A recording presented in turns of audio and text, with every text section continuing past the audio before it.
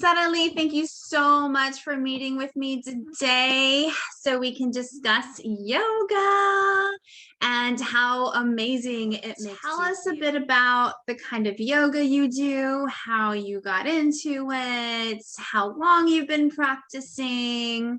So I got into yoga because it's a very selfish and superficial reason. I was moving from Laredo, where I grew up, to Houston for college. And when I was moving, I thought, what am I going to do for exercise?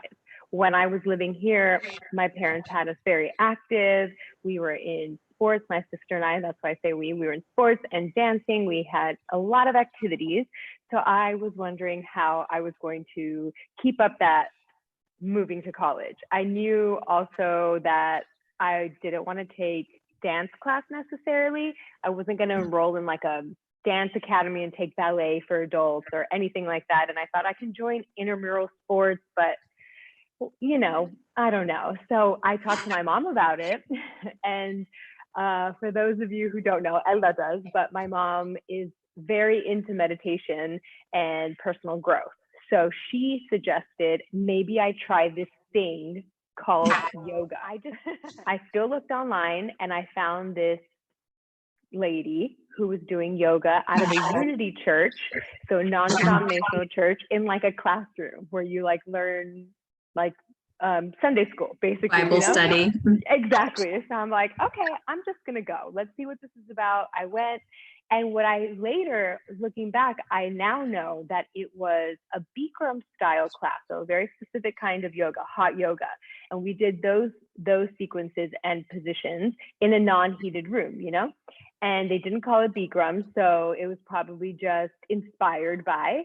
And I did pretty well. And the lady, the instructor, and I don't even remember her name, gave me a pamphlet to think about taking a certification. And I had told her I've never done this before. And so she just said, I think you have a natural ability to pick up what's happening. And so here's a pamphlet. I continued to go there for probably a few months, I would say. And then I found a yoga class at the university, a recreational yoga class at the university. So I began to take that. I finished college. I did a few things in Houston after that. And then I kind of shifted my focus a little bit more towards yoga, spirituality, meditation stuff. And that's when I decided, I'm going to take a teacher training. And I took something that was very entry level, I think very great for people who are just starting to think about maybe wanting to be an instructor. So I did that in Houston, and it was about a week long. Plus we had to come back home and do like practicum teaching, and longer hours, things like that. And I enjoyed it. I really liked it. I started teaching to my friends and family and basically anybody who would give me 45 minutes to an hour. And that's what I just kept doing. I also kept practicing a lot. And then it came to a point where I wanted to do this more. I wanted to teach and share yoga more because it was helping me so much. My father got sick and he needed to be taken care of completely. So we were splitting our time between Laredo and San Antonio, where his doctors were. And so we spent a lot of time in San Antonio, and I was very, very overwhelmed because my husband and I were the ones that were really taking care of him. My sister lives out of the country. My dad didn't remarry, so it kind of fell all on us. And I began to be overwhelmed. So I started waking up really early in San Antonio and going to hot yoga classes. And I had taken a big break from yoga, just dealing with all of the stuff from my dad and all that sort of new challenge and chapter in our lives. So I started taking hot yoga classes. I'd wake up at 5:45 every morning, and it just made me feel better. And when we came back to Laredo, I found a studio here. I would do classes on my own, and I just kept doing it. And then, the urge to want to share yoga with everyone or with people grew.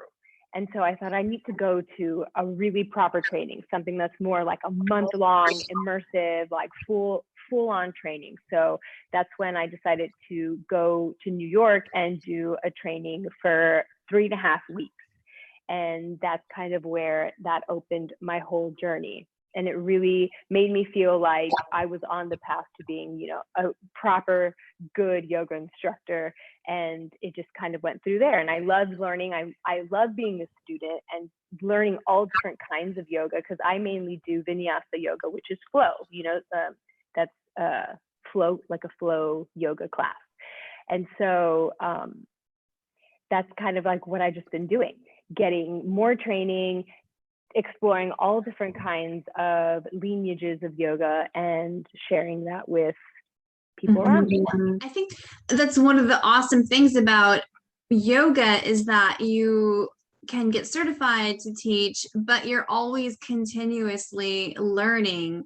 There's never really an end point to how much you can learn. It's, you know, it's Right. how much more do you want to grow as an individual. And so you mentioned when your father fell ill and you were finding yoga to feel better. Describe that. What do you mean by that? How did you feel better? How did that sustain you throughout the day? What were those feelings like? So I think also I wasn't as aware of the process back then, I believe, as much as I am now. And now I've also been going through some growth and coming into new chapters of my life and new experiences. I have a baby who's going to turn 1 year old. So this past year, with everything going on, it's been intense.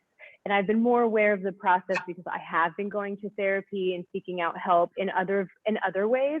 So it's making me be a lot more aware. So I think I can apply my awareness now to then, and there's like going to be similarities, you know. So especially now I've noticed that when I don't do yoga or even workout, but specifically I more than anything, I do yoga.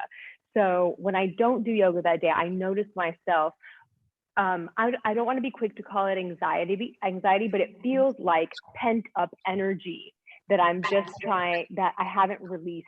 So anything that happens, it could be the smallest coffee spill. It's like that energy just goes back. It like comes out, you know, and it's just any little thing. And so when I'm able to kind of release that energy in exercise, in yoga, then those little coffee spills don't have such a strong reaction. And that's something that I've definitely noticed. And that goes from anything from a little coffee spill to a minor disagreement with your partner, or a frustration, something's happening, you don't feel like you're connecting to your kid or your family or anything like that. You know? So that's something major that I've noticed, that I think was happening then as well. Do you feel the intensity level of a single practice alleviates more or less of that pent up tension? Like, for example, let's say you have a super strenuous practice. It was awesome. Do you typically feel better after more strenuous practices than you do from less strenuous practices? You know, not necessarily. Okay. Not necessarily. Yeah, I was wondering about that. There's been times where I don't feel like getting up or doing anything. And especially I believe there was a little bit of postpartum depression, or a little bit of not being able to really find an identity within being a new parent. So sometimes, you know, I would put my daughter down for a nap and then I would just crawl in bed, and it would take a second for me to be like, no, just get up and do something, like you're already dressed. Because the first thing I do in the morning is I get dressed, just because I do yoga all the time. So it doesn't matter if I'm in leggings and, you know, in workout clothes. So I'm already dressed. I'm like, just get up and just go outside, get a little bit of sun, and just do anything, even if it's downward facing dog for a few breaths. And I remember specifically that practice, I went outside, I like hung out in child's pose, which is a resting pose. I did a few other poses, maybe total of 15 minutes. And then I just continued with my day. I did not get back into bed. You know, maybe I took it easy. Sure, that's fine. But at least I wasn't feeling like that I can't get out of bed feeling. Right. That's so awesome. It didn't take a lot. It didn't take a lot. Do you incorporate meditation and into your practices? And do you do that every time or every once in a while as needed? And how do you incorporate meditation into your practice? So meditation has been something that you or we learn in yoga training. So mindfulness meditation it's a movement meditation practice, so we do incorporate a lot of meditation within our practice, and that could mean different things for people. So, sometimes we start class with breathing exercises. When I was doing mostly in-person classes, because right now I do online classes, we would always have the same structure. You start with breathing exercise, maybe move into a little mantra, and then do your movement practice of the class, and then end with shavasana and a meditation. So there's always at the end of class, you lie down, you take in all of the benefits of your practice, and then you just rest and recover for a few moments before you end your class. And that's a great time to turn your attention inward. And sometimes we guide the students or the practitioners through a mindfulness meditation, or you guide yourself through a mindfulness meditation. And it's really lovely, and it's a good way just to get a little bit of awareness and not have it feel like it's a lot of work, or what about the chatter? It's no time to overthink it. You're just like, okay, this is after practice, I'm just going to soak it up and be mindful in this moment. To your point about visualization, that's huge for me. I've always been really into visualization. Yeah, if you can see it, you can do it. You're like, I can do this. And I think that's really great in yoga specifically. And I've been talking to my therapist about this, and how in some areas of my life I feel very confident, and in other areas of my life I don't. There's like this all or nothing mentality, especially for me when it comes to maybe work stuff. And so it's like, oh, if I'm not doing it, I'm never going to do it. Or if I don't do this, it's all going to fall apart. And I don't know how to approach building my business, or those sorts of things. But then when we talked about putting it into perspective in relation to, let's say, a yoga pose. So you don't just hop into an advanced yoga pose. You have to build and you progress, and you make progresses little by little, and they're not always linear progresses. They can go up and down, and all of these obstacles or little challenges can come up along the way. And so what we were doing was finding how I feel confident in this area of my life, the yoga poses. I can do pretty advanced yoga poses, and yes, so she had me think about how I got there.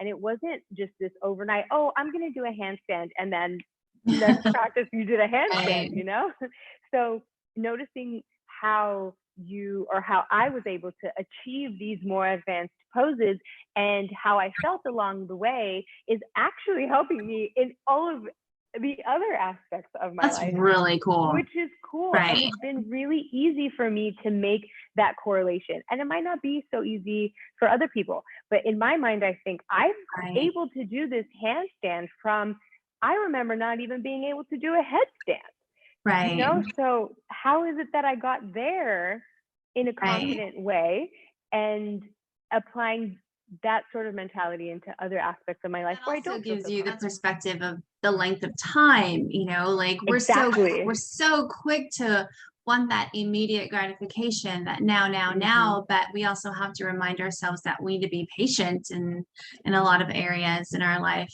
especially in building. When I was thinking about it, like saying, I remember not even being able to do a headstand to now being able to proficiently do handstands.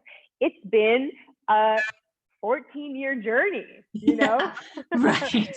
So just putting that in, and then it's not to say everything is going to take that long, but to your point, it is interesting to look back and see, that journey was so fun, and it took so much time. So having a little grace and compassion and patience with yourself in the other aspects of your life, is which is hard to do. I mean, I think the hardest thing is being patient with yourself.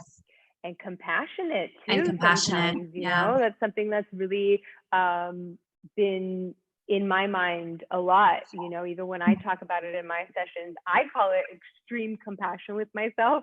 And I think it could be normal compassion for other people that they have For others, right? What have been some long-term mental health benefits that you've gotten from practicing yoga? And it sounds like one of them we can say would be learning how to be patient with yourself and compassionate for yourself. What are some others? Having compassion, of course, definitely, like we spoke about, has been a great thing that I've noticed, especially now coming into, you know, being more aware of the process, but also finding confidence in your body, in your ability, in your limitations, right? You know, and also knowing how to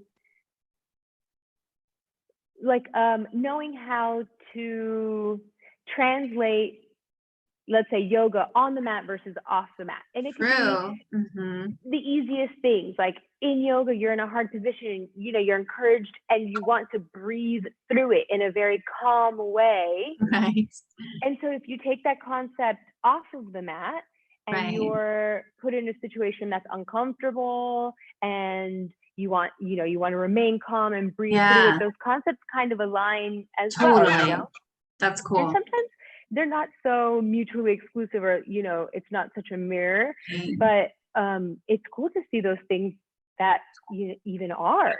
And that's also really nice. Like, being able to breathe through uncomfortable situations is something that I have taken directly from physical yoga practice. You are currently doing online yoga, and you're doing this through Patreon, correct? Yes.